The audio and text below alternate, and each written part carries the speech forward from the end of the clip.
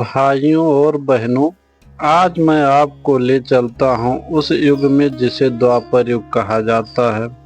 यह वही युग है जिसमें धर्म और अधर्म की भीषण टक्कर हुई, महाभारत जैसा महान युद्ध हुआ और भगवान श्री कृष्ण ने अपने दिव्य उपदेश भगवत गीता के रूप में संपूर्ण मानवता को मार्गदर्शन दिया। लेकिन मित्रों, द्वापर युग की कथा को समझने के लिए हमें उसके आरंभ और पृष्ठभूमि को जानना होगा। हिंदू धर्म शास्त्र के अनुसार एक महायुग में 4 युग होते हैं: सतयुग, त्रेता युग, द्वापर युग और कलयुग। सतयुग के धर्म में चारों पांव दृढ़ रहते थे। त्रेता युग में 3, द्वापर युग में धर्म आधा रह जाता है और कलयुग में धर्म मात्र एक पांव पर टिकता है। त्रेता युग के अंत में जब श्री राम का पृथ्वी से प्रस्थान हुआ, तब धीरे धीरे समय का चक्र आगे बढ़ा और द्वापर युग का प्रारंभ हुआ। द्वापर युग को वीरता और संघर्ष का युग कहा गया है। इसमें महान योद्धाओं का जन्म हुआ, ऋषियों ने गहन तप किया, राजाओं ने बड़े बड़े युद्ध किए और अंत में महाभारत जैसा विश्व विख्यात युद्ध हुआ। शास्त्रों में कहा गया है, द्वापर युग में धर्म और अधर्म का संतुलन आधा आधा रहता है। इस युग में मनुष्य की आयु लगभग 1000 वर्ष होती थी। बल और बुद्धि दोनों का महत्व था। समाज में वर्ग, वर्ण, राज्य और युद्ध की परंपराएं गहरी हो चुकी थी।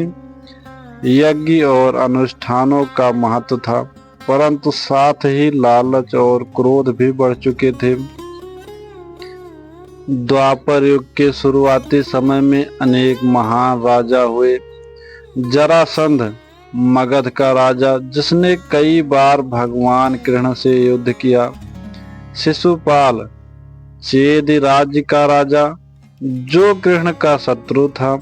कंस, मथुरा का दुष्ट राजा जिसने अपनी बहन देवकी को कैद में डाला और भगवान कृष्ण का वध करना चाहा। दुर्योधन और कौरव जो आगे चलकर महाभारत युद्ध के कारण बने। युधिष्ठिर और पांडव जो धर्म और न्याय के प्रतीक बने। इनके साथ साथ भीष्म, द्रोणाचार्य, कर्ण जैसे वीर और विद्वान भी द्वापर युग के नायक बने। हर युग में जब अधर्म बढ़ता है, तब भगवान विष्णु अवतार लेकर धरती पर आते हैं। द्वापर युग में उन्होंने श्री कृष्ण के रूप में जन्म लिया। कथा है, मथुरा के अत्याचारी राजा कंस की बहन देवकी और उनके पति वासुदेव और 8वें पुत्र के रूप में श्री कृष्ण ने जन्म लिया। कंस को आकाशवाणी में बताया गया था कि देवकी का 8वां पुत्र ही उसकी मृत्यु का कारण बनेगा। इसीलिए उसने देवकी वासुदेव को कारागार में डाल दिया और उनके जन्म हुए बच्चों को एक एक कर मार डाला। लेकिन जब श्री कृष्ण का जन्म हुआ तो दिव्य चमत्कार हुआ। कारागार के पहरेदार सो गए, ताले अपने आप खुल गए और वासुदेव नवजात कृष्ण को लेकर यमुना नदी पार करके गोकुल पहुंचे।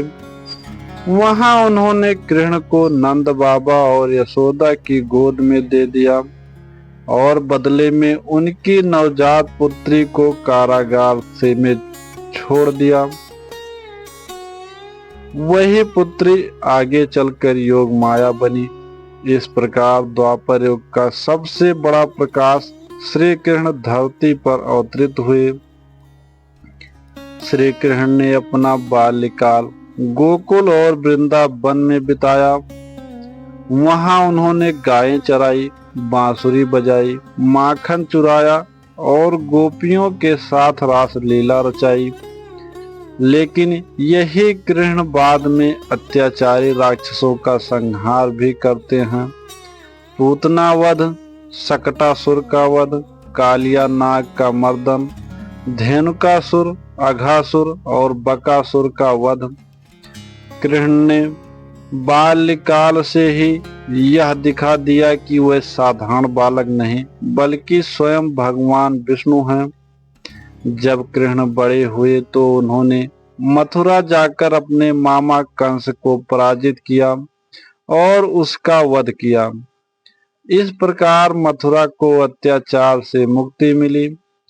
कंस के वध के बाद कृष्ण और बलराम ने अपने माता पिता देवकी वसुदेव को मुक्त कराया और यदुवंश की प्रतिष्ठा को पुनः स्थापित किया।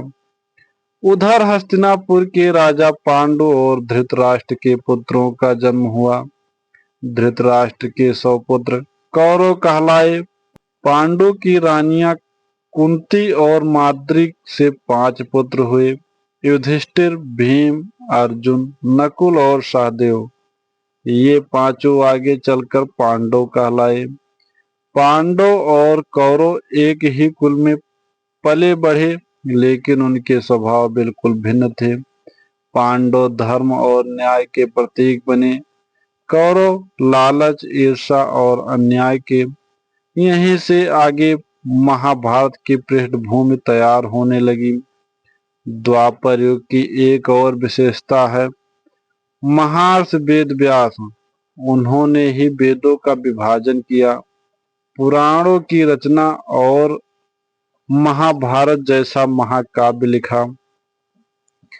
वेद व्यास ने महाभारत को पंचम वेद कहा क्योंकि इसमें जीवन का हर पहलू समाहित है। धर्म, राजनीति, समाज, युद्ध नीति, भक्ति और प्रेम। मित्रों, इस प्रकार द्वापर युग का ऐसा युग था जिसमें अत्याचार भी था और धर्म की रक्षा करने वाले वीर भी, अहंकार भी था और भक्ति भी, शक्ति भी थी और ज्ञान भी। यह वही युग था जिसमें महाभारत जैसे सबसे बड़ी कथा को जन्म दिया।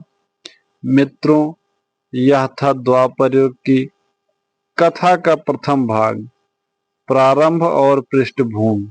अगले भाग में हम विस्तार से देखेंगे कृष्ण का युवावस्था का जीवन, द्रौपदी स्वयंवर, पांडवों का वनवास और द्युतकीर्णा की घटनाएं। तो दोस्तों, अगर आपको यह कथा पसंद आई हो तो हमारे चैनल शिक्षा और कहानियां को लाइक करें, शेयर करें और सब्सक्राइब करना ना भूलें। जय श्री कृष्ण।